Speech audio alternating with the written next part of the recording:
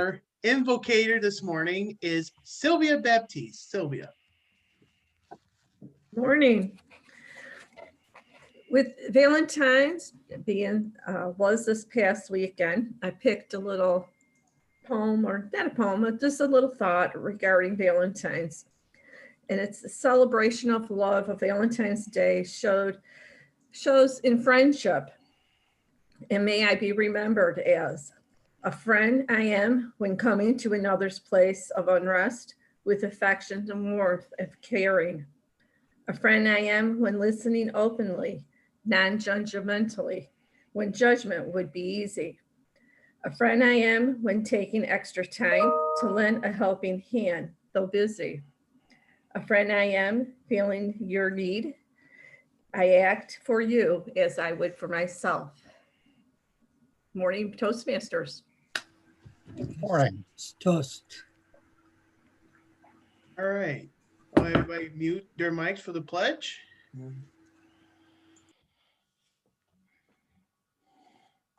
I pledge allegiance to the flag of the United States of America and to the republic for which it stands, one nation, under God, indivisible, with liberty and justice for all.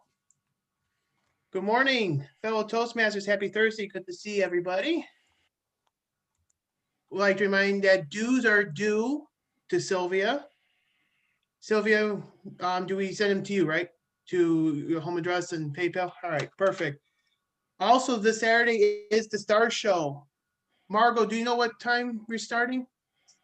I believe 7 o'clock. He probably will be here around 6:30 to set up. The wineries will be open continually. So if you want to come warm up, get a glasses of whatever it is you want to get first, I'll be here. Perfect. And I have a pile of books for Eric, including a book of poetry that I can't wait to hear him read. Perfect. Yes, I'll be back to doing poetry reading very soon. All right, are there any other announcements from the floor?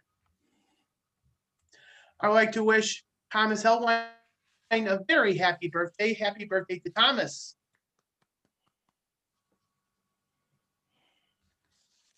All right, we'll save more announcements to last, and I will turn the meeting proceedings over to our Toastmaster of the day, Tom Moran. Thank you, Mr. President. And good morning, fellow Toastmasters. Today's theme for the Toastmaster meeting, I thought about it quite a bit, and things that have changed during the pandemic. So I decided that I would choose this subject, home cooking. Now I realize it's happened to me, and it's happened to a lot of my friends, that because of the pandemic, we have been forced to do more at home than we're accustomed to. So a lot of people are learning different skills in the kitchen and learning just how much work it does take to accomplish a full meal in the kitchen. Some of us have been successful. Some of us have not been so successful. Things have failed on us. So that's what we're going to talk about today.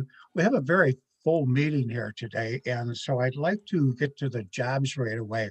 Anytime you're doing something in the kitchen, there's a lot of prep work that has to be done. And the jobs that I'm about to introduce are the people who do all the prep work here. So first of all, I'd like to get our word for the day from the word master, and that's Toastmaster Eric Schneider. Eric? Thank you very much, Mr. Toastmaster. Home cooking. I love home cooking. I've been making so much tilapia with soul food seasoning on top, which I recommend everybody to try because it's really good. So today's word of the day is delicious. So delicious, highly pleasant to the taste. So I would like to hear delicious throughout the meeting, especially in table topics and throughout the rest of the meeting. So delicious is the word of the day. Thank you, Mr. Toastmaster. Well, thank you, Eric. And delicious is not that difficult a word to fit into your Toastmaster speaking today. So let's all try to use the word and make Eric's job a raging success. Our next job up is, of course, our master. That's David Jones. David, can you let us know what your job is today? Thank you, Mr. Toastmaster. Good morning, fellow Toastmasters and guests. Today I'll be the master. I'll be counting the ums, the ahs, the pregnant pauses, and other filler words such as so and you know. I'll be specifically listening for the ahs because I don't think we use the word ah anymore. It's usually so or If we don't hear any ahs, maybe we can become the so master. Sounds cooler. Back to you, Mr. Toastmaster. Okay, thank you, David. And next up in the kitchen is our grammarian, who I expect to be doing a lot of work today. The grammarian this morning is Michael Licata. Michael, can you tell us what you'll be doing?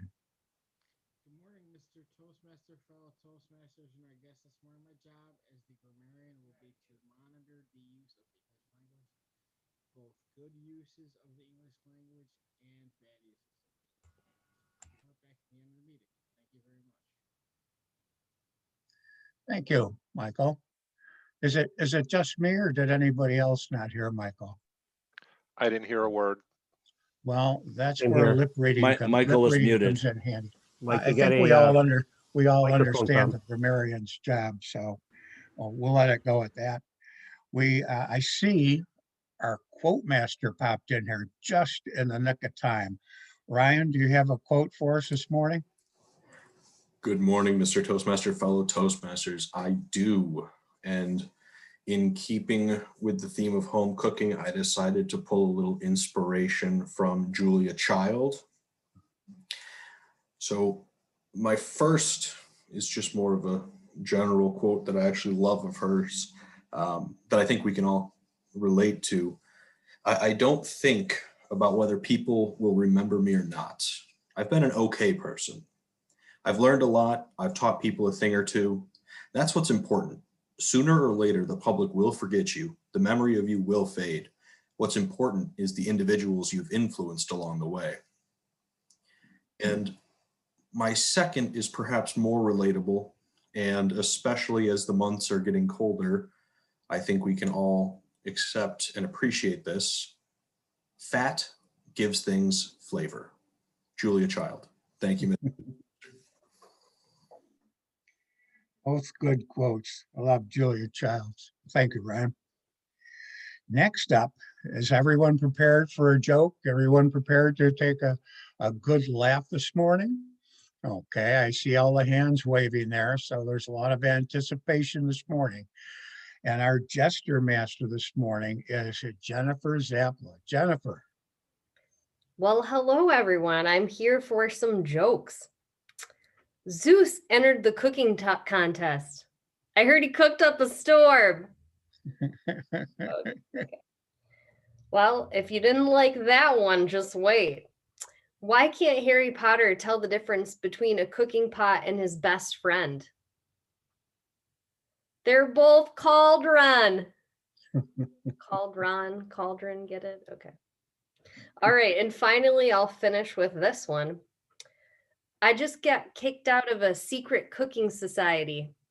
I spilled the beans. Thank you. Thank you, Jennifer. Now, our tech master and gesture master this morning, I don't say, who is that this morning? Beth, Beth. Yes. Beth, can you tell us Yes. what you'll be doing? Beth is kind of a job more like a sous chef here. She kind of like gets everything together and so that we are ready to cook when it's time. But so Beth, can you tell us what you're up to this morning? I will try to do that, Tom. Thank you very much. I am the tech and gesture master. I will be looking for great uses of audio, visual, and certainly for different gestures that we use and how effectively we use them. I do like your theme for the day. The food is always a good thing. Delicious. Home cooking. I have leftover mac and cheese in my refrigerator because that is one of the things that I like for the comfort food. Thank you. Thank you, Beth. Now, we have a quizmaster on the schedule here is Larry Eggert, but I don't see him here. Would someone like to step in and do that job this morning? Len Thornton's waving away there. Len, could you tell us what the quizmaster is going to do this morning? Certainly, Mr. Toastmaster. My job is to keep enough coffee in me so I can pay attention during the meeting, listen to everybody, and come up with an assortment of questions to ask all of you to make sure you are paying attention as well. Mr. Toastmaster. Thank you. Thank you. Now, whenever we do home cooking, it's generally not for ourselves, it's for other people as well. We might have people in for dinner, like close family during the pandemic, but whenever we do, there's always seems to be like some sort of critic in the family, someone who, assesses the overall meal and has to comment on it. And I think our general evaluator this morning is Dr. Gerald Stevens. Gerald, can you tell us what you'll be doing? Morning, fellow Toastmasters and our Toastmaster Tom. Great theme today. Definitely something everybody can improve on, I think. It's always a new dish or something people could be working on, so I hope for a few of those ideas today. My job today is to evaluate Tom, the Toastmaster, and the evaluators. And I will look forward to that, Mr. Toastmaster. Okay, thank you. I see David making some gestures down there. Is everything okay, David? I was cheering on the general evaluator because he said exactly what his duties are and not adding extra duties, which we're famous for. He nailed it, and I'm so proud of him. Yeah. Because I am the crusty old guy, speaking of cooking. Thank you. Thank you, David. David, that's always one of his pet peeves, and I appreciate you clarifying that every time there is an issue with it. So let's see. Whenever we're cooking, we always kind of like, I like to come up with different ideas for cooking meals and different recipes and that sort of thing. So I watch a lot of the cooking shows on television. I have the time now, so what else am I going to do? And when Ryan talked, he gave a quote by Julia Childs.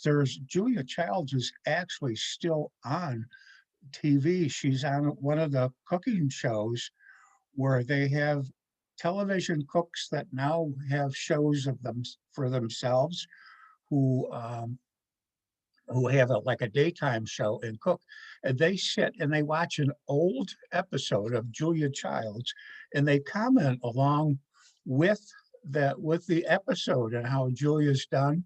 And some of the things that Julia pulls out of the oven sometimes are really wouldn't fly today. They would be a certain disaster on some shows. So it's interesting. I hope everybody gets a chance to watch some cooking shows. They're very informative and you can learn quite a bit from them. So every meal has every meal that I like to prepare, I like to have the various courses with it. So one of the things that I like to do is always put forward an appetizer. So our appetizer this morning is going to be table topics, but with table topics, it's always timed. So if our timer can give us the time for table topics this morning, it's Nancy Ferry. Nancy, can you give us a little feedback on that? Thank you, Tom, and good morning, fellow Toastmasters. When I am cooking, I always use lots of spices. I use thyme as well, and thyme would be a green spice, and that would mean lots of it, perhaps with some parsley. So you're okay. You've reached your time. Yellow might be something like lemon. I don't know how these colors are coming out. I'm sorry. I tried the other, but my computer won't hold those at the moment because I have very low, slow speed at the moment. And the third would be red, that I would use chili peppers, and that I don't use too much of. So that means stop. So same as our colors on the stoplights at in the street. Green, yellow, and red. I will be timing the table topics, I believe, are 1.5 to 2 minutes with a 15-second buffer, correct? And I will be timing speeches, which usually are 5 to 7 minutes with a 30-second buffer. If it's different, I will find out from the evaluator. And the evaluators are 2 to 3 minutes. Is that correct? 2 to 3 with a 30-second buffer, 15-second, 15, 30. Sorry, I couldn't find that on our website. Maybe I will hopefully see lots of color today, and all the times will be within their time limit. Thank you. Okay, thank you, Nancy.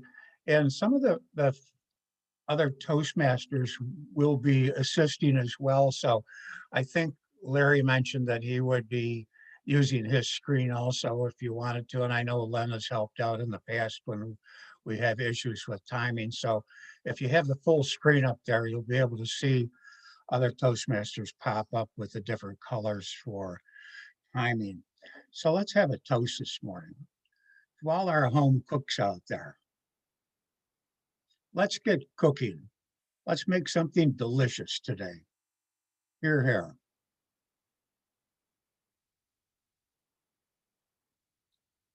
So on to the appetizers.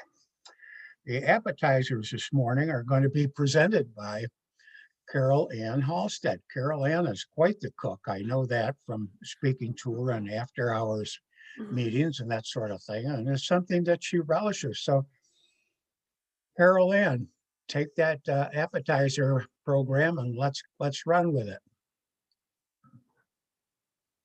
Good morning.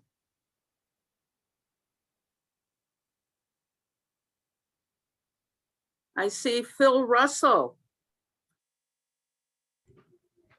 And I'm wondering, Phil, what's a favorite home cooked meal that you remember from your childhood that you really liked?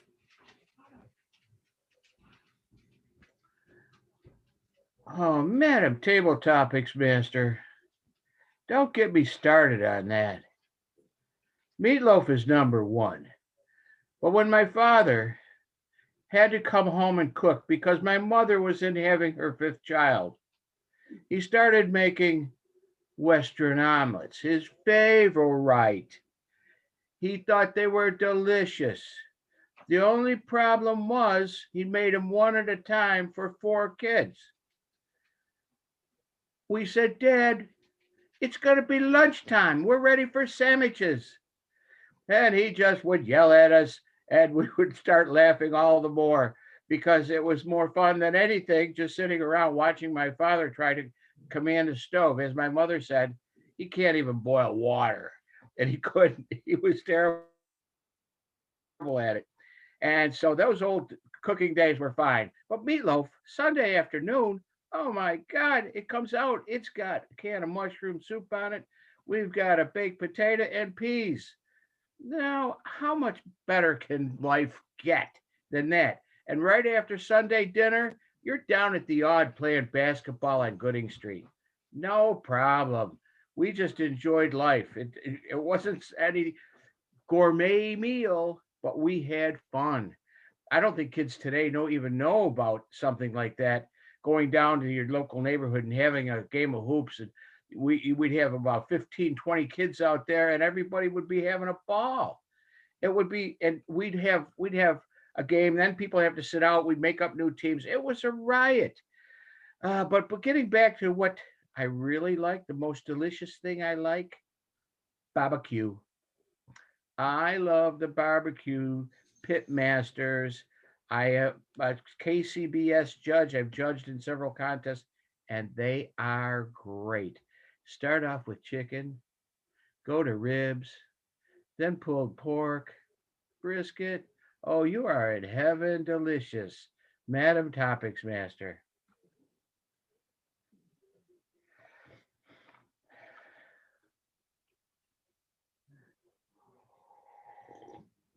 Happy birthday, Thomas.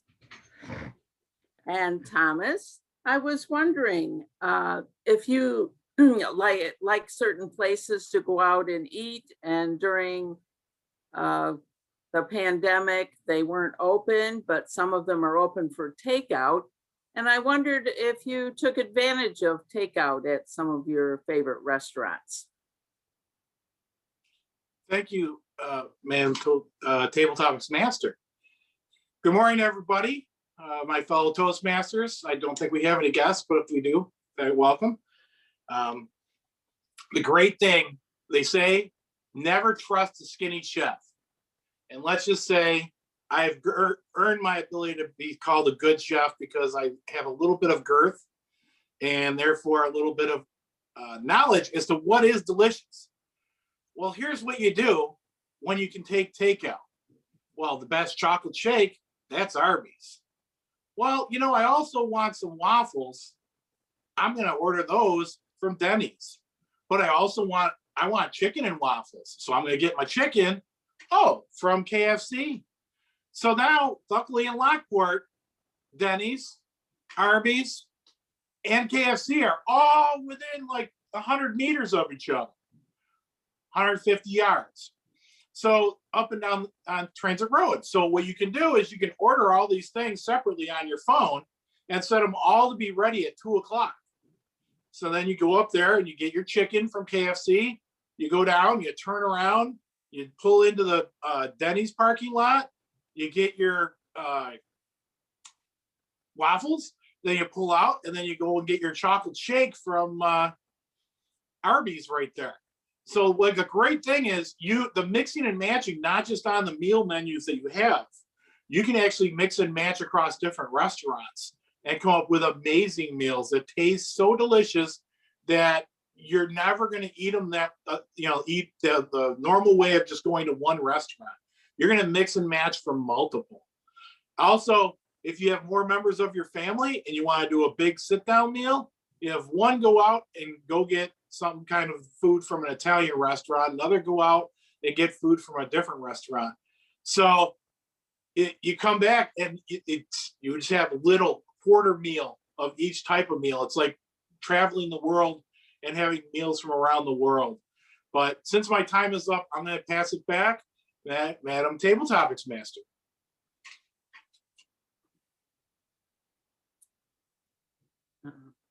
Now, Jackie, I'm wondering, with probably more cooking done at home because of the restaurants being closed, have you made something, just tried a new recipe during this? Thank you, Madam Table Topics Master. I have tried a few new things, but my favorite meal to date was for my daughter's birthday just a few days ago. She requested something I haven't made in many years. It was kind of fun to go back and look at Julia Child's recipe for beef burgundy, beef bourguignon, or use a more streamlined version. Julia's has many, many steps to it, and it's very complicated. I found a streamlined recipe, and it was absolutely delicious. Nobody in the family likes Burgundy wine, so we made it with a very good Chianti. It turned out sublime. It was wonderful. I used my new Le Creuset pot that I bought myself for Christmas. It was perfect for that meal. Created the fond, which is what we need to get our flavors going. We used thyme from the garden. We could dig that out from under the snow and it was still fresh and ready to go. So all in all, going back to an old favorite was really where I found my culinary heart during COVID.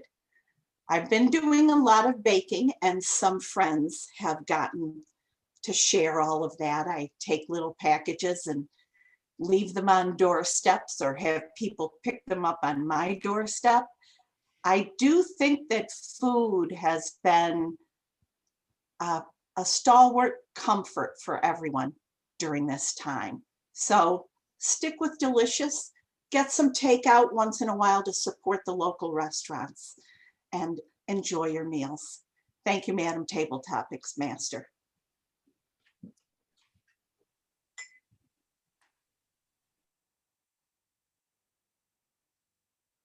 Okay. Now we'll return to Thomas. Thank you, Carol Ann. Nice job this morning. And I enjoyed all of the participants, all of their comments. They brought back a lot of memories and a lot of interest to me. And many of the people used time in their cooking. So let's check on the time. Nancy, how did people do with their time? Very well. The time was delicious. Phil 2:11, Thomas 2:14, and Jackie 2:05. All three qualified as far as time goes. Thank you. And of course, part of the qualifications for the voting is using the word today, delicious. So Eric, how did we do with the word? Mr. Toastmaster, so far so good. Beth used it once, Moklas used it once, Tom used it once, and all of our 3 table topics participants qualify. Phil used it twice, Thomas used it once, and Jackie used it twice. So all of our 3 participants qualify as far as word goes. Thank you. Okay, thank you, Mr. Wordmaster. So now you'll be seeing a pop-up on your screen, which allows you to vote for who you thought did the best table topics this morning. Take a little bit of time, click on that, submit it, and we'll have a tally later in the program. One of the things that I find during the pandemic that I've run into cooking, doing home cooking, is getting the proper ingredients for the meals that I'm about to make. For instance, I'm making some minestrone soup right now, and I could not find chili beans anywhere or kidney beans. And I went to 2 different stores up here looking for them. And I believe it's because of the cold weather. I think people are doing more home cooking. It's similar to toilet paper. People are grabbing them up. They're making a pot of chili or a pot of bean soup or a pot of something that takes a lot of beans. So you have to, I always, when I cook, when I do home cooking, is I always get out the recipe, then I find all of the ingredients in my pantry. Then I commence to cook. If I don't have the ingredients, I don't start anything until I have everything ready, and that's all set out on the counter, the whole works. I don't put one thing in, then go look for something else and that sort of thing. Some people do that, and the meal doesn't always turn out appropriately. So we have a pretty full schedule this morning. I see time is ticking away here. So after the appetizer, which I gotta say was quite good this morning, let's get right into the entree. I think our entrees are ready, and let's get them while they're warm. I always appreciate a nice warm entree. So first up is, speaking this morning, is Moklas Ramen. And his evaluator, I believe, is David Licata. So David, can you give us a briefing on Moklas's speech? Good morning, Mr. Toastmaster, fellow Toastmasters and guests. Moklas has put me in mind of Grandma Fonzie. And Grandma Fonzie, naturally, when she went to bake or cook or prepare Sunday dinner, especially in an Italian home, Sunday dinner was a big deal. And she didn't have a recipe. So it was a handful of this and a pinch of that. And I wasn't clever enough, and that was a long time ago. So I wasn't clever enough to try to approximate or write anything down. And this is a long roundabout way of saying that Moklas has 2 DTMs and he's just going to give a speech and he's not going down any path. But the title of his speech is Dale Carnegie, Toastmasters, compare and contrast. His time is 5 to 7 minutes, and I'm standing by here waiting for my entree. Thank you very much, David. Moklis, as David said, Moklis gave me an introduction here. He's taken the Dale Carnegie course, and he's a two-time graduate assistant and class coach. He also joined the Toastmasters Club in 1999 in Toledo, Ohio, and later in New York City, and now the great club of Lockport AM Toastmasters. Grateful for all the warm, friendly, kind, and generous members of this club, especially my evaluator, David Licata. Nice way to suck up, Moklis. So yeah, I got David on your side right now. And David did give his speech title, comparing Dale Carnegie and Toastmasters. So can we give a big wave to our number one speaker this morning, Moklis Rahman?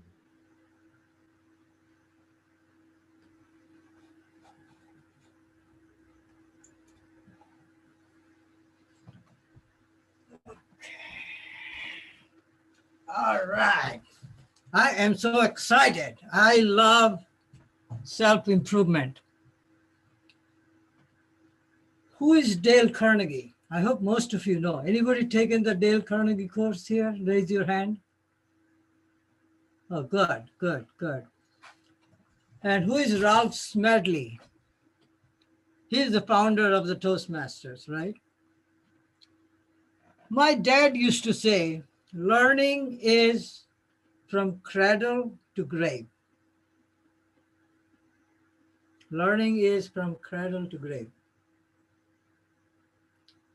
A Niagara Falls student in New York City hails a taxi and asks, how do I get to Carnegie Hall? And what did the taxi driver answer? Practice, practice, practice. I have shared this many times. Mr. Toastmaster, fellow Toastmasters, and if any guests. What is the difference between Dale Carnegie and Toastmasters Club? Dale Carnegie is a boot camp. Means they cram it in 12 weeks, 8 weeks, or 6 weeks. And they do a wonderful job. I really have benefited a lot. In 1989, I took the first Dale Carnegie course. Actually, my managers told me, you need to improve, go to the Dale Carnegie. So it wasn't like a choice, I had to go. I waited 10 years to join Toastmasters Club in Toledo, Ohio. Guess what? It was every week, 7 a.m. in the morning. That was my first club. And guess what? AM Lockport is just much even better.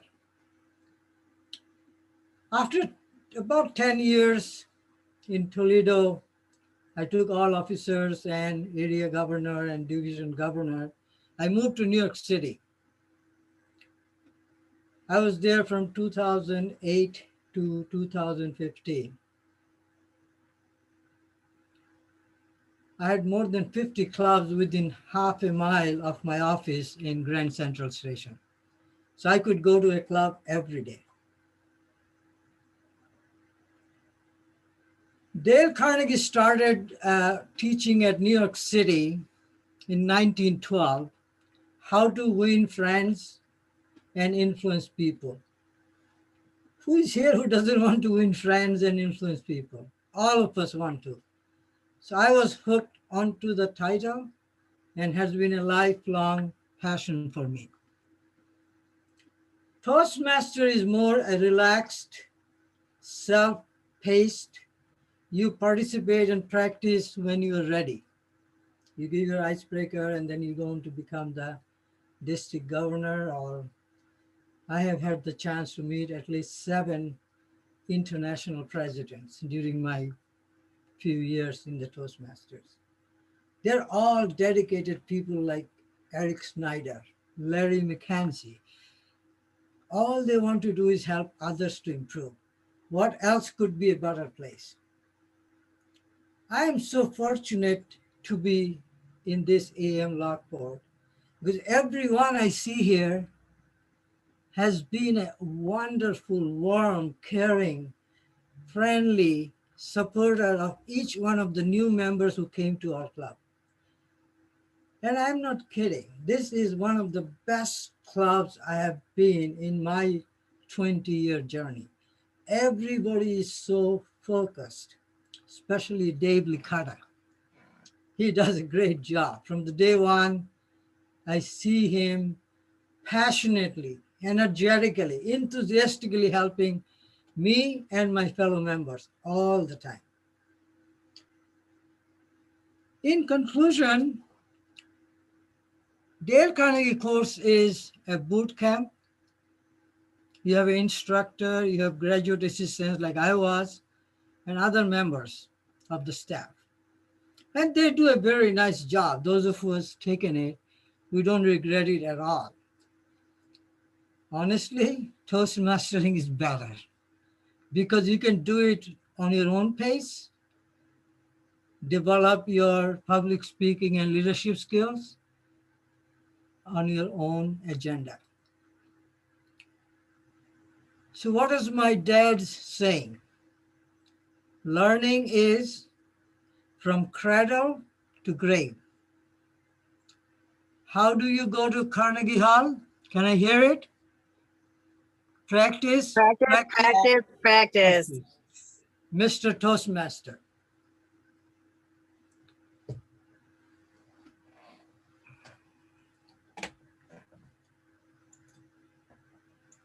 Thank you very much, Milkwas. That was delicious. Thank you. Next up is an entree that I certainly enjoy, and I would order if I were out, actually. Our next speaker this morning is Mark Campos, and his evaluator is, where's Mark's evaluator? Wave your hand there so I can see. Oh, it's Samir Rahman. Samir, can you tell us what Mark's objectives are this morning? Sure. Today, Mark is presenting from the presentation mastery pathway. His goal is researching and presenting, and his project title is Embracing the Spirit. Thank you very much, Samir.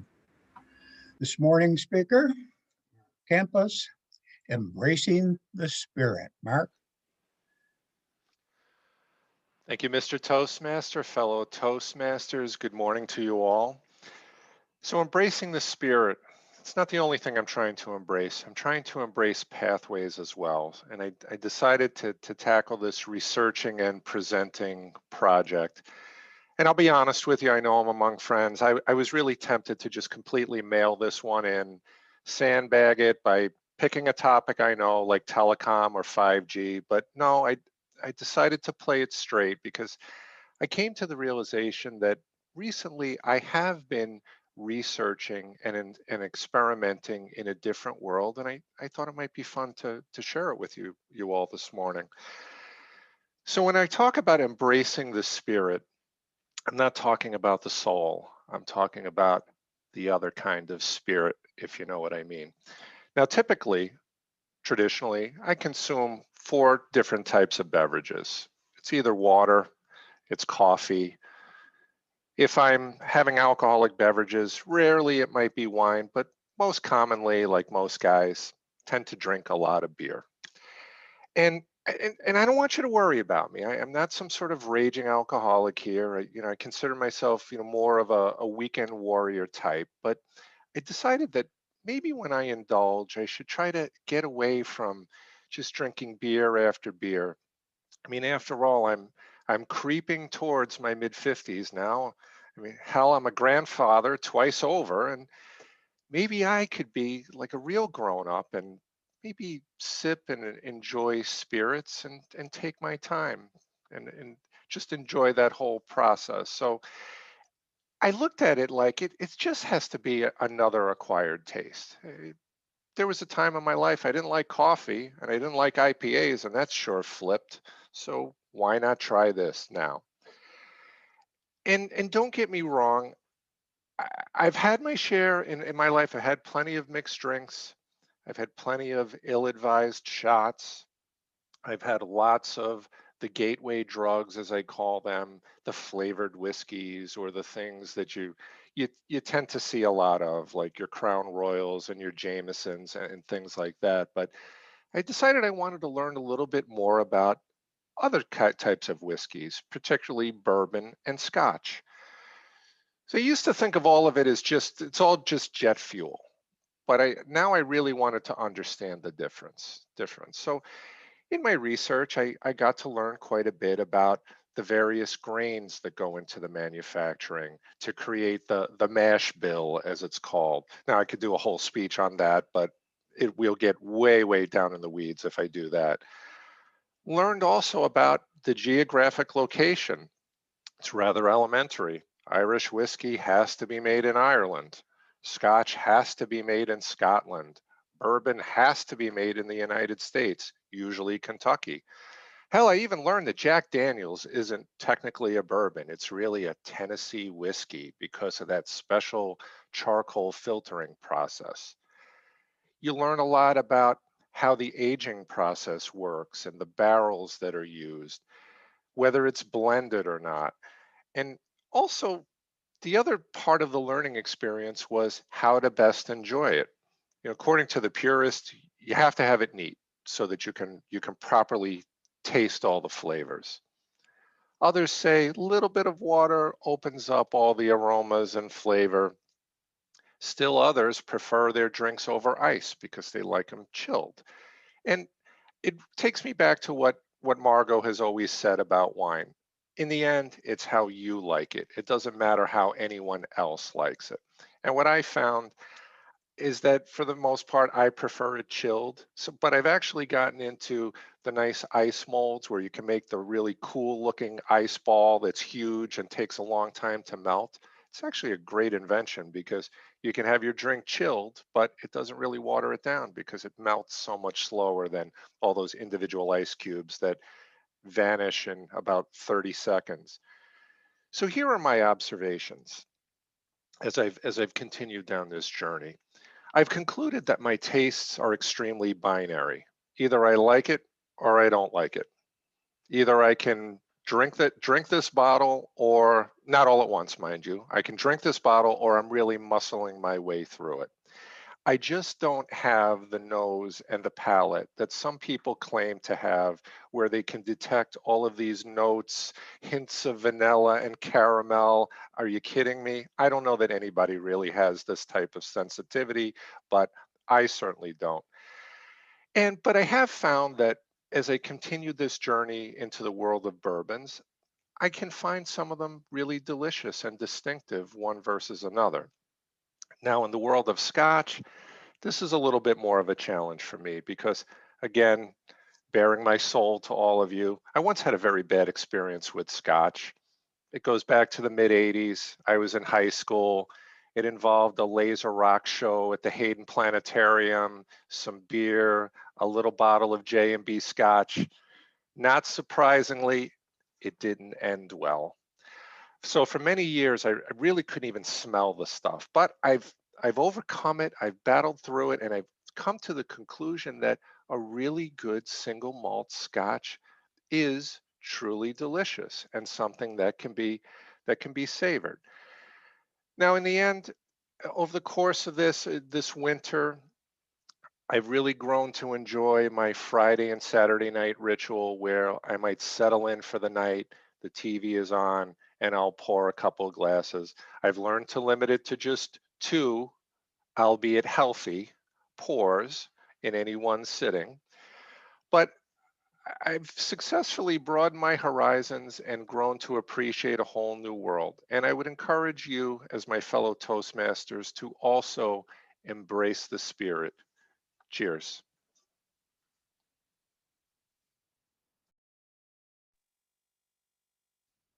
Thank you, Mark. Now, Our next entree is something that most of us have had before and thoroughly enjoyed. I have anyway.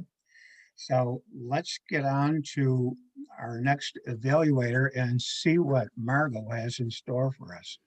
Our next evaluator, I'm looking over the screen here, would be on my screen at the top left is Larry McKenzie. Larry, do you have Margot's objectives this morning?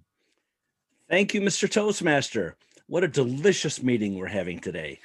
I must say, this morning we are going to have the opportunity to enjoy Margot's speech. It is an icebreaker in the presentation mastery level 1. It is 4 to 6 minutes, Mr. Timer or Miss Timer. And her title today is You're Welcome. Mr. Toastmaster, I give it back to you. Thank you very much. This is Margot's 6th or 7th icebreaker. After 20 plus years, who knows? For this path, she'll be taking a different twist on Toastmasters. She'll be helping members with various parts to help them in presentation mastery, focusing on one of her roles in life, that of clergy. She will be explaining how to do an invocation. Boy, I wish I would have had this one a while ago. Thank you, Margot. Let's listen with great anticipation to Margot's speech. You're welcome. Thank you, Mr. Toastmaster and fellow Toastmasters. An invocation, when you think about it, most people say, well, it's a prayer. And that's one definition. An invocation is actually your first opportunity to say to every person in the room, you are welcome here. Now, that's important to me because in the years I've been in Toastmasters, there have been invocations that have welcomed me and made me say, yes, I want to stay here. And there have been invocations that have made me feel like I should leave and I am not welcome. So what is the origin of an invocation? Did you know it goes back to Celtic times? When women, oh, look at Beth's smile. When women would gather, they would try to say something positive to kick off their meeting. So when you think of the Irish blessing that starts, may the road rise to meet you as you travel, that was women taking turns doing that. At the end of most Irish blessing or Celtic blessings, it says, may God, whatever. That actually was not added until Christianity came to that area of the world. They always wanted everyone to feel welcome. So if you're going to put together an invocation, what do you do? First of all, think of it as a speech, an open, a body, and a conclusion. When you do your opening, how can you make it welcoming? You could start with good morning. You could start with dear God, if you'd like it to be a prayer type. What I do suggest, though, is you avoid anything that indicates a religion. If you use the word Lord, remember there are religions that maybe don't think of God as male. In Judaism, quite frankly, there's 12 names for God, half female, half male. Hebrew's a strange language. Every noun is male or female. So maybe think of something more neutral to open it with. Do your body, but one of the more important parts is the end. One more thing in the opening. A lot of times people say, bow your head in prayer. Most religions don't bow their head in prayer. So that might be something else to think of, the physical setup of the room. Anyway, when you get to your conclusion, a lot of people say in Jesus' name. Again, not maybe the best way. How about in God's name? How about, let us say amen. Do you know the definition of the word amen? Amen means I have faith too. When you go back to the original Hebrew, I don't care what you have faith in. You have faith that it's a beautiful day. You have faith in kindness, whatever it is. Amen is always an appropriate ending. So if you were going to start, Mr. Master, there's a so for you, and do an invocation, it perhaps would go something like this. Good morning, everyone. May each of us do all the good we can, by all the means we can, in all the ways we can, in all the places we can, to all the people we can, for as long as we can. As we say, amen. You've got some questions? I'd love to mentor and help you. Nancy, I'm sure would love to mentor and help you. She's also clergy. I know Charlie's not involved, but I'm sure if you said, Charlie, I need help, he'd be there for you. So some hints on doing an invocation. Have a wonderful day, everyone. Mr. Toastmaster. Thank you very much, Margot. That was very tasty as well. So let's see how our speakers made out on time. Were all our entrees delivered? Were they nice and warm when they came to our table? And because we're all ready, Madam Timer, how did our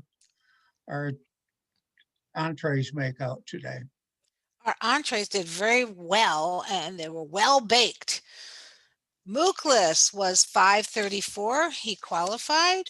Mark was 638. He qualified. And Margot was 354, and she had a 4 to 6 minute speed, so she also qualified. So all three of our bakers that baked our entrees were well prepared and provided the amount of speech time that they needed.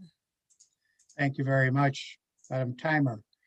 So you'll have another screen pop up here, and you'll have an opportunity to check the best entree that you thought this morning.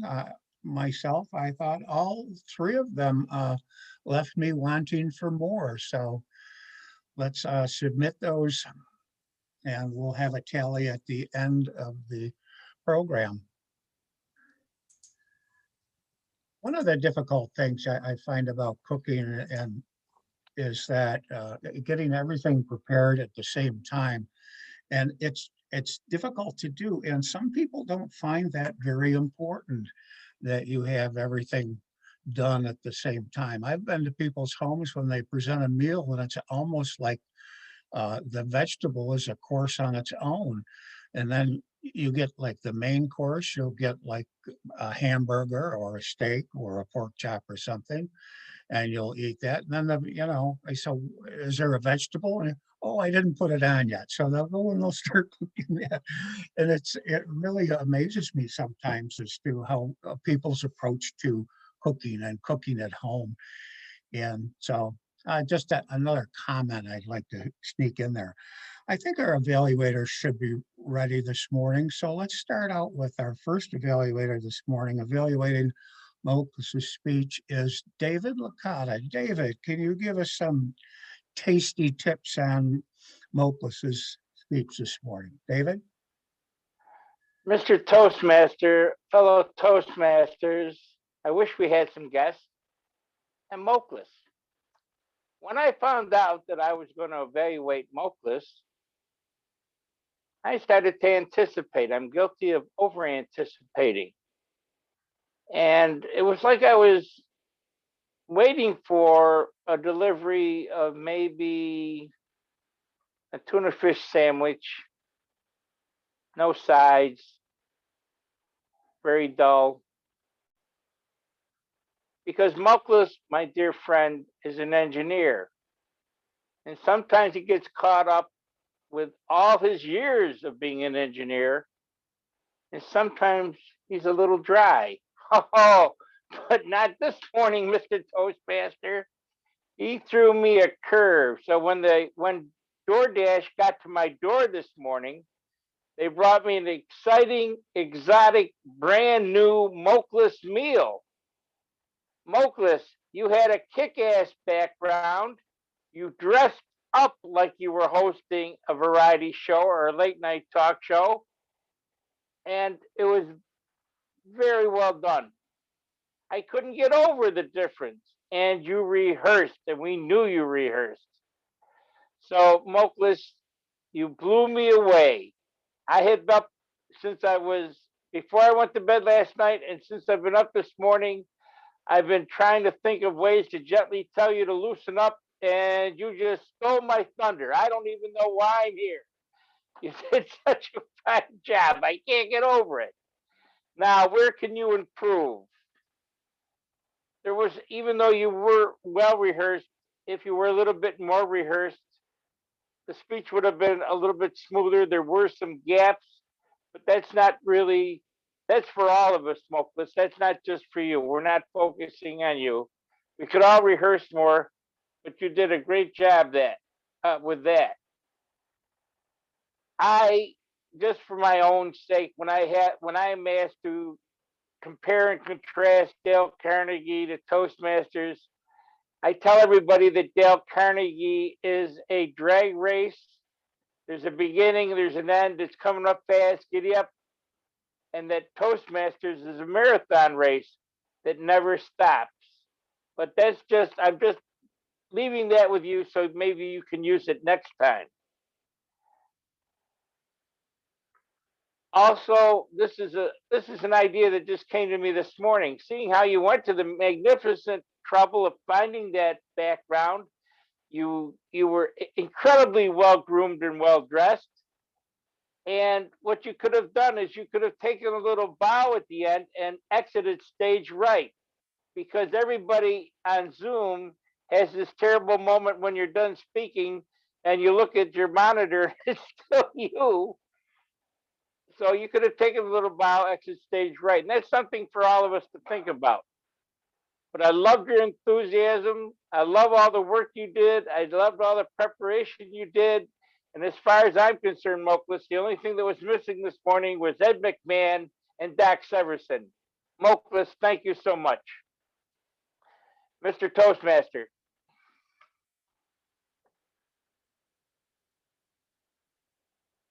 You're on mute.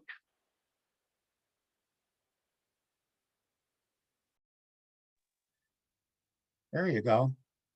Takes a couple of clicks sometimes. You have to put the arrow on it apparently in order to get off of mute. Our next evaluator this morning is Samir. Samir is evaluating that tasty speech by Mark Campos, and he's going to give him some tips and some information back on how he thought he did this morning. Samir, can you take on that evaluation this morning? Thank you. Hey, thank you, Tom. That was a really excellent speech. The good use of gestures and very gesticulating throughout was really impressive. I think there was waving, counting, pausing motions, a wide variety that I was really impressed by. And what a delicious topic. It was well researched, educating us all on some of the finer points of the distinctions between bourbon, as well as having an excellent humorous and personal approach to the topic. I think that there was a wide variety of facts and details. The relevant anecdotes that allude to other times as well were humorous and made me think of my own experiences with various whiskeys and bourbons. I think all of us can maybe relate to that to some extent. But it didn't divert us from the more sober presentation goal of researching and presenting said research with a variety of details. It was well suited to our audience because, as we know, several people are involved with the Celtic Festival. He mentioned Scotch and other forms of whiskey that are all salient parts of that occasion, I think, for many of us. And the delivery was, as always, extremely smooth. Mark is probably one of the best speakers, I think, in the club.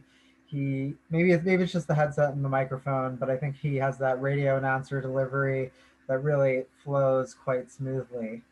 One thing he could work on perhaps was maybe using a question or something. I'm racking my brain here, but something that drew us in a little more with different questions at different points, perhaps while talking about the flavor profiles or something. Additional props maybe beyond the cheers at the end, but then again, that might be a little more difficult at work, so maybe a slideshow or something. The information itself could have been more structured. When I personally think of a research and presentation topic, I think of bullet points in a PowerPoint, but I'm glad that wasn't what he did. But maybe there could have, maybe, in an ideal world, there could have been a tiny bit more structure to the presentation itself. But who knows, that would have encroached upon the time perhaps. Some ways he could have challenged himself would have been including such visuals, but I think overall it was such a really great speech. It went down quite smoothly and made me think of many delicious whiskeys and bourbons I myself have enjoyed in the past. Thank you, Mark, for such a great speech.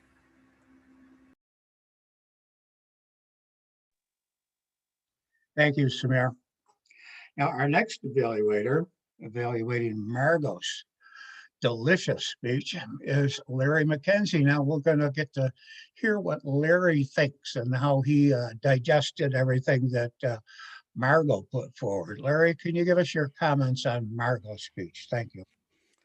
Thank you, Mr. Toastmaster. This morning, as you would say, to digest Margot's speech, well, typically, Margot's speech would be given prior to us having our meal, which would be your invocation. Today, Margot hit on a subject which was something that I wish I would have known 30 some years ago. Within the industry that I worked with, entertainment, I chose a few times where I would have to give an invocation, but it was last minute. Larry, it's time to do an invocation.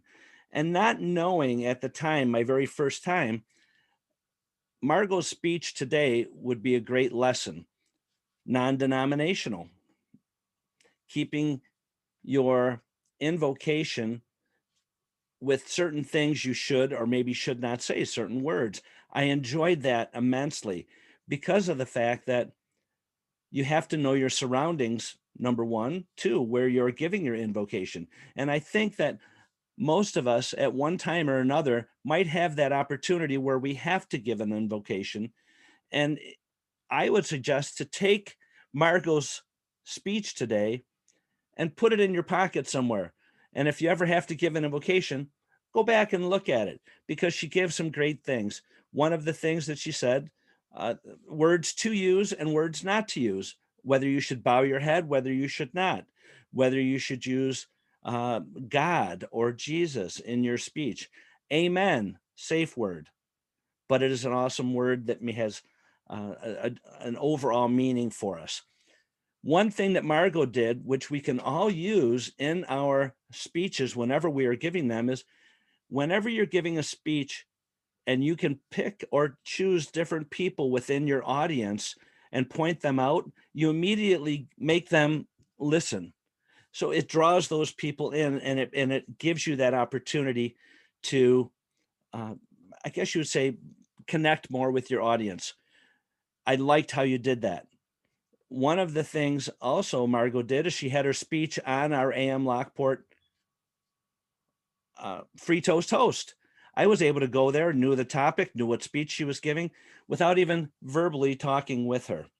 One of the things that I would suggest, Margot, is I saw you were looking off to your right a little bit. And the eye contact, whenever you're giving a virtual speech, the camera is your audience, even though we are in these little icons on your screen. So be aware of that when you are doing that. You did do some hand gestures. Some of them were hidden within your screen. You would emphasize with the 1, 2, 3, but they were lost part way in the screen. So just be aware of your surrounding with your camera. Overall, I think that an invocation is something that Margot today gave us some wonderful tips, and you should keep this speech in your back pocket in the event you ever have to give an invocation. Mr. Toastmaster.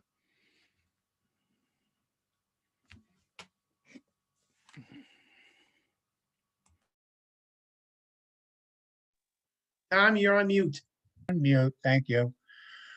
We had 3 very good evaluations this morning, so it's going to be a difficult task. It appears that all of our evaluators enjoyed their entree immensely. So we're going to have a timers report, and if everybody made time, we're going to be able to vote for 3 qualified evaluations this morning. Madam Timer. Thank you. Dave, you did a wonderful evaluation. However, you went over. You had 3 minutes and 33 seconds. I'm sorry. I tried to.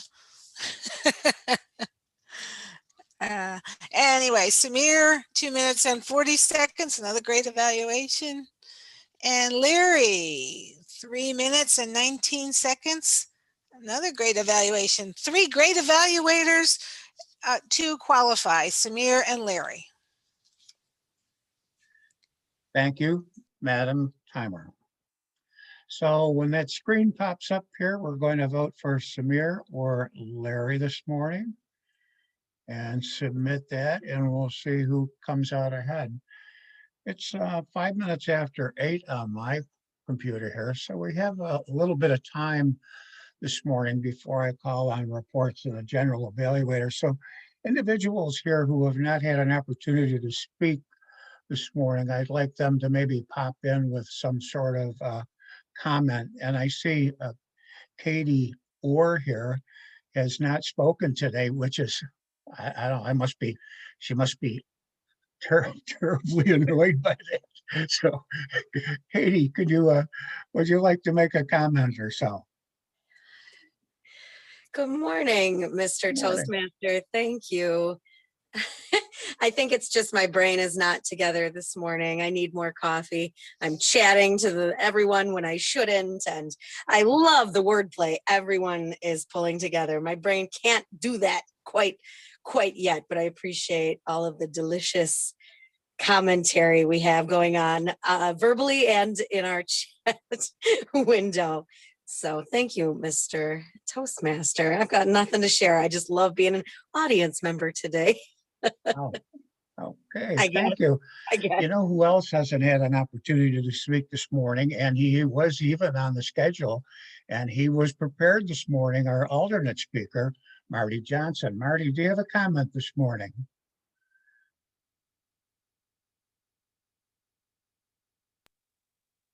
Marty, Thank you, Mr. Toastmaster, fellow Toastmasters.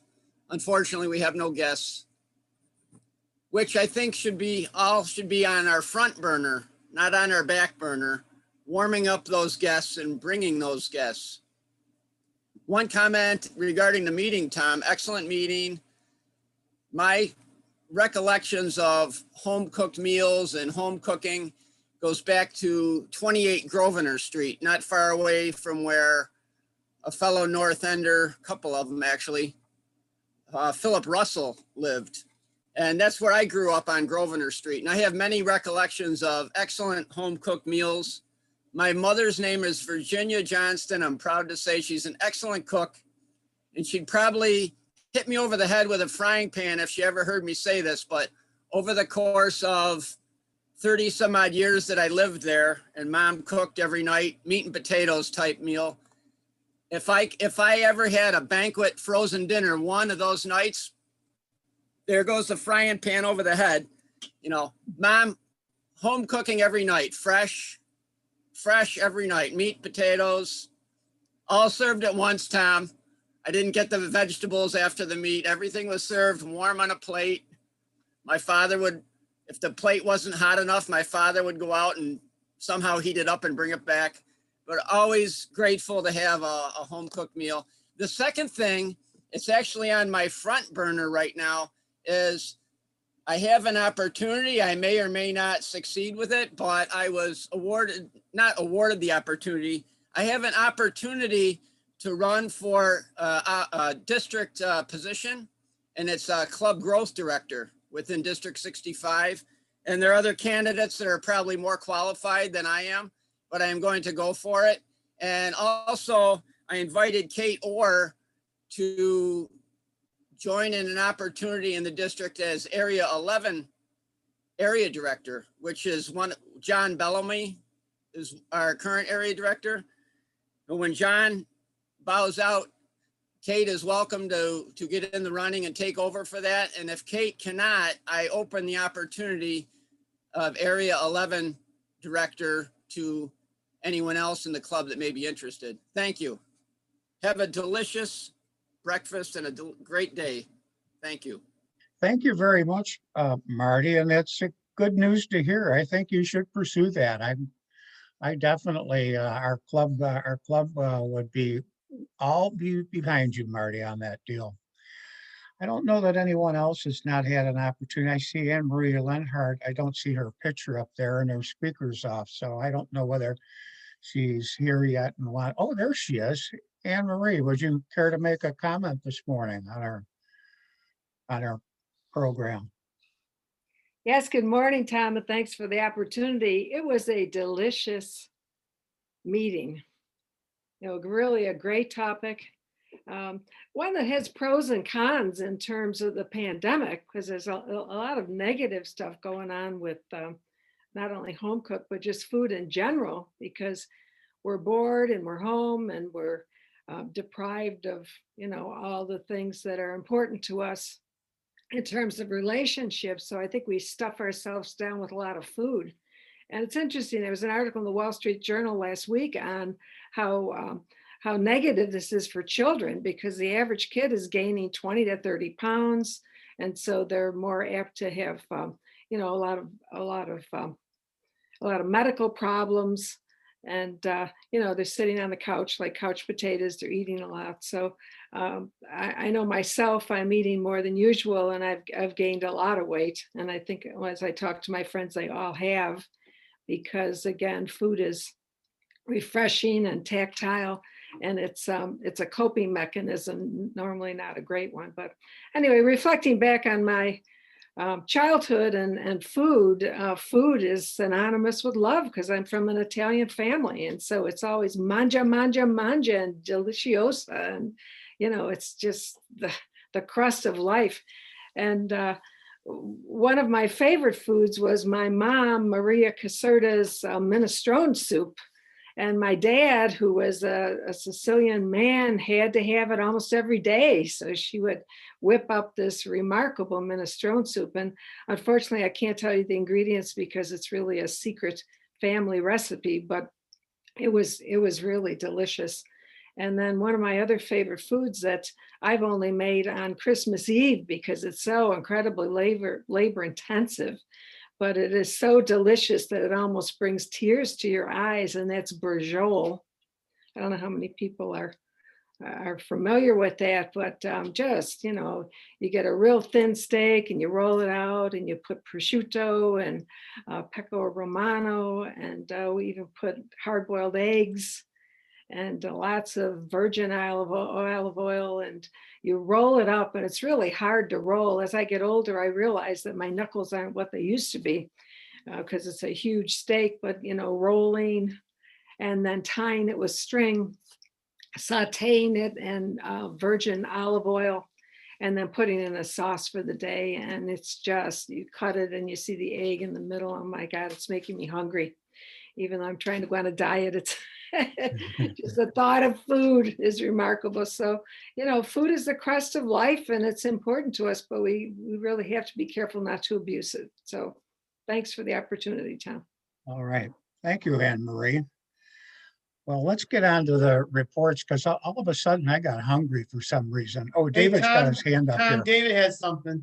Yeah, I see that. Tommy, go get cannelloni beans. You don't have to worry about kidney beans for your minestrone.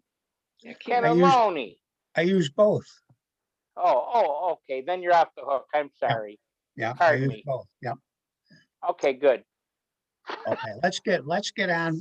Let's go back to the kitchen here, and we'll go down the list and see how everybody made out in the kitchen.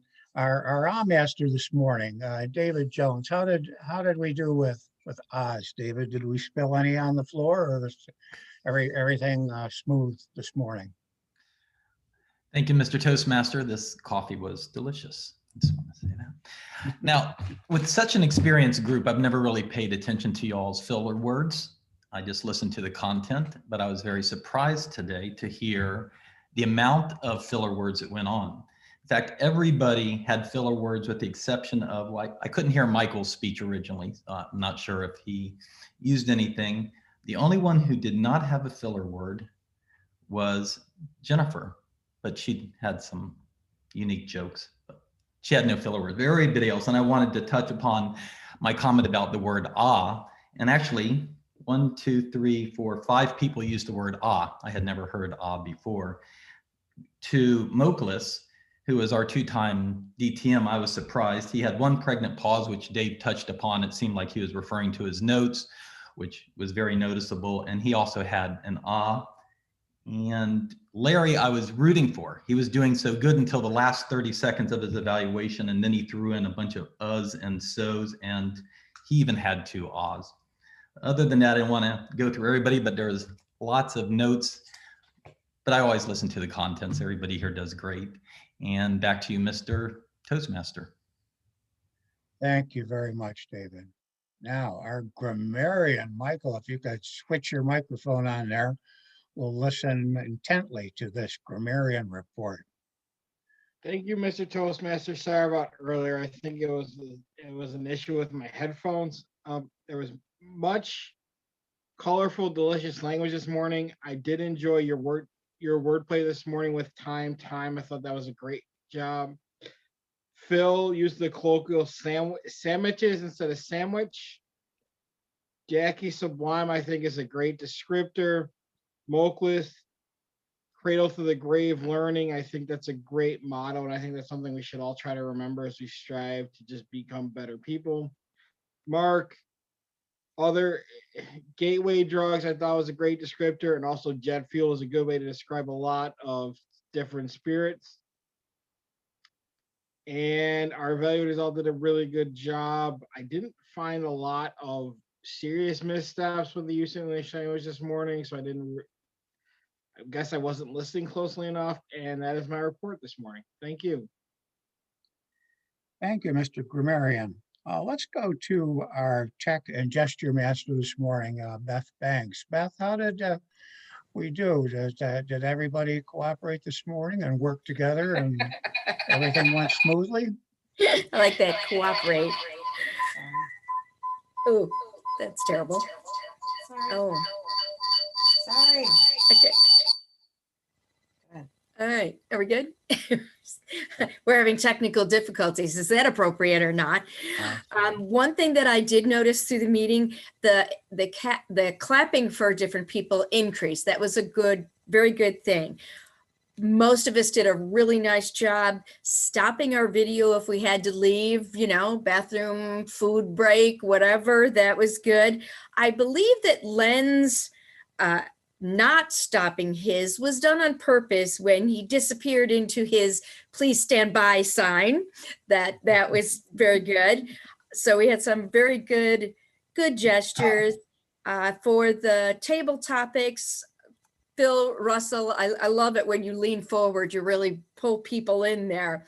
Tom, your gestures are always great, but I particularly love your eyes. They're very telling, really bring people into your discussion. Jackie, I was surprised your gestures were very small. I could hardly see them. And I think if you were speaking, just step back a little so we could see your gestures a little bit more. That would be good. Dave Licata, again, you also lean in well. That's very good. Moklis, that background was hilarious. That was so appropriate. And you also, the background doesn't disappear with you. Some people, their backgrounds kind of go a little black in different places. Phil Russell, Moklis, yours did not. I don't know what you do differently than others, but your background doesn't seem to disappear. That was very good. Samir, you do have some black spots, and I don't know, maybe we all need a little work on how we can get the backgrounds to stay and not go a little bit black.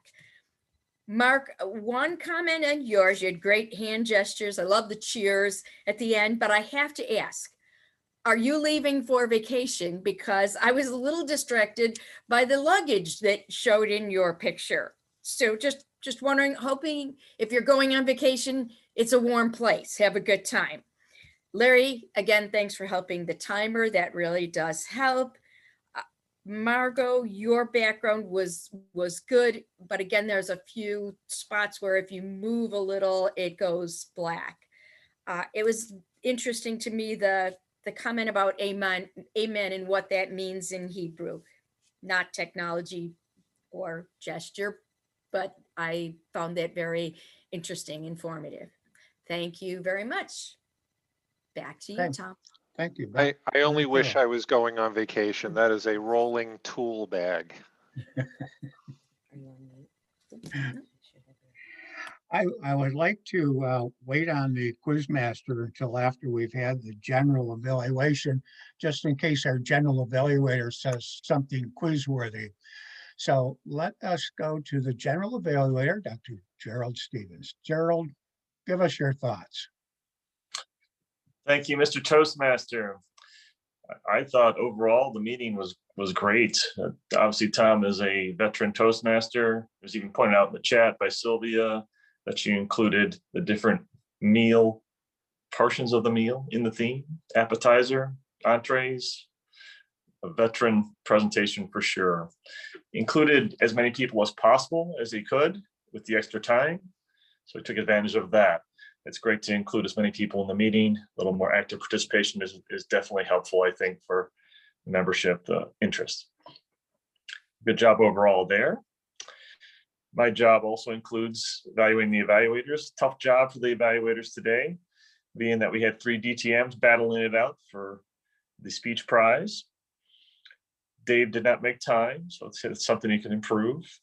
He did have some positive, good feedback for his speaker here today. And also, all of them used the sandwich approach. They all had good positives.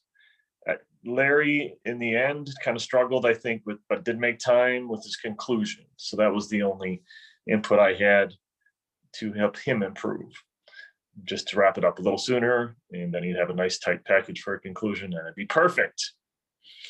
So that is my feedback today, Mr. Toastmaster. Okay, thank you, Dr. Gerald Stevens. I think we got a good review this morning on our meeting. So let's go now to the quiz master. Our quiz master stand-in this morning is Toastmaster Len Thornton. Len? Thank you, Tom. You've all given me so many delicious tidbits to quiz you on, and I thank you for that. First off, Ryan quoted what famous chef? Julia Childs. Julia Childs. Julia Childs. And there's a fantastic Saturday Night Live skit regarding her and an incident with a knife. I implore you to look that up.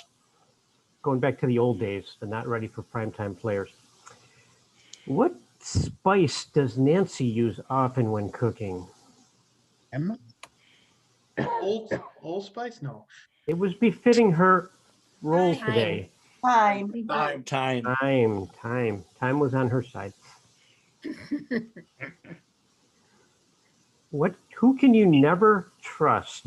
This was quoted by somebody. Oh, you can't trust a skinny chef. Skinny chef. David gets that one. Well done. It's true. The French name for beef Burgundy. Beef bourguignon. Yeah. Extra credit if you can spell that. Anybody? B-O-U-R-G. B-O-E-U-S. Boots. I'm gonna put that one in the comments there. You can savor that. Nice. Muklas lived in New York. How many years approximately did he live in New York City? Oh. 8? 7? I think it's about 7-8 years, 2008 to 2015. And to him, learning is what?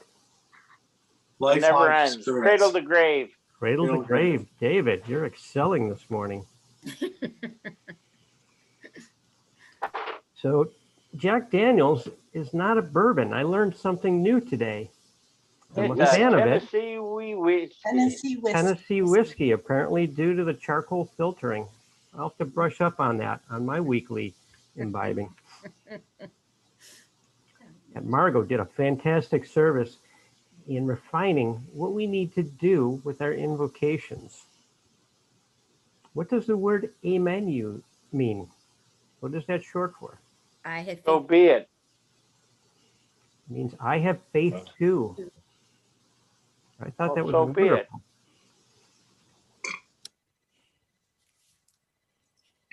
Okay, what accents Dave Licata's collar? What's the term for that? A dickie. Dickie. Yeah, a little white there peeking out from under your rib sweater there. I like that. Okay, and at 2:15 today, we're all going to be tuned to the NASA channel to watch which Mars rover land. Yes. Oh What's it dear. called? What's this one called? This hurts Perseverance. because Perseverance. this hurts because of Perseverance will be landing, and Oh. it will be incredible. It will be employing a parachute, 4 rockets to lower it down, and then a pulley system to actually lower the lander down on the surface of Mars without kicking up too much dust. And it's got its own little drone, a little helicopter that can fly off and take more photos. It's got So today's the 27 one with the copter? It's got 27 cameras and microphones for the first time. It's going to be wonderful. So pay attention to that. That's all I had today. Wonderful meeting, Mr. Toastmaster. Okay. Thank you, Mr. Quizmaster. So let's get a final report on that delicious word this morning from our word master. Eric, give us the rundown. I can't run, but I'll walk it. Okay, fair enough. Basically, Tom, you won today on saying delicious. You used it after the first half. So basically 4 altogether. So Tom is our winner today, but everybody else used the word delicious. Dr. G, as I think I should call Dr. G as a rap music video for Dr. Stevens. Dr. Gerald used it once, Larry used it once, Ryan used it once in the chat, Kate used it, Marty used it, Dr. Lenhart used it, Mike used it, and Lenny used it. So everybody have a delicious day wherever you are. Thank you. Mr. Toastmaster. I think I've covered everything this morning that Toastmaster does at a meeting. I wish you all a good day. And I don't know about the rest of you, but these speeches have made me kind of hungry. So I think I'm going to get downstairs now to the kitchen and maybe cook something up for my breakfast. What about you, Dave? You have breakfast yet, or you? No, I'm sorry, I haven't had breakfast yet, but you might want to call on our president to deliver the news about who won the contest, because even though I'm not eligible because I went 3 seconds over, I still want to know who got the medals this morning. Do we really care about that? Is it about winning and losing, David? Well, listen, it's part of Toastmasters. I had to tell the club in Batavia. The club in Batavia never gave awards. I said, you're not legal. God, how can they do that? Well, actually, what I'm going to do is I'm actually going to turn the meeting back over to the president at this point. So, Eric, you're in charge. Thank you very much. Thank you very Nice much, job, Tom. Tom. And I like how Mark put it in the chat. We are all winners. Yes, I totally agree. Now I have a question for Mark. Back in the 80s, did you have a lampshade on your head, dancing, drinking? No. Oh, no lampshades. All right, on to our winners today. Our best table topics winner of the day is Jackie Kenny. Congratulations to Jackie on best table topics. Our best evaluator of the day is our immediate past president, Larry McKenzie. Congratulations, Larry. And our best speaker of the day is Mark Campos. Congratulations to Mark. All right, since we're running short on time, it's 8:30. Join us tonight for our social hour at 7 p.m. We look forward to seeing you all. Are there any quick final announcements before I adjourn the meeting? Jen? I have one. I sent an email this week in case you didn't catch it. They're looking for some help for the upcoming, I think it's Area 12, and it's a combined area contest. on March the 6th. So if you are interested in assisting with that, reach out to myself or Adam Hammer. It was in the email. If you need me to send it again, I will. Just let me know. Appreciate it. Thank you very much, Jen. All right, folks, that's our meeting today. Yes, Tom. You're on mute.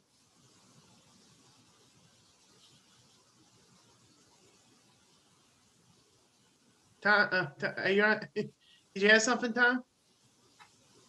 Yeah. Do we know who the Toastmaster is for next week? Yes, it's Jill Rohring, and she already has a theme out. Check your emails, and it's something with birds. Just feed the birds. That's her theme for next week. So, Also next week is the last Thursday of the month during social hour is the speechathon. So be keeping in mind next Thursday, speechathon. If you'd like to participate, let me know. perfect. Thank you very much, Kate, and thank you, Tom. Folks, Is have Mark- have a great Thursday, and have a delicious breakfast on me, and have a great week. Thank you.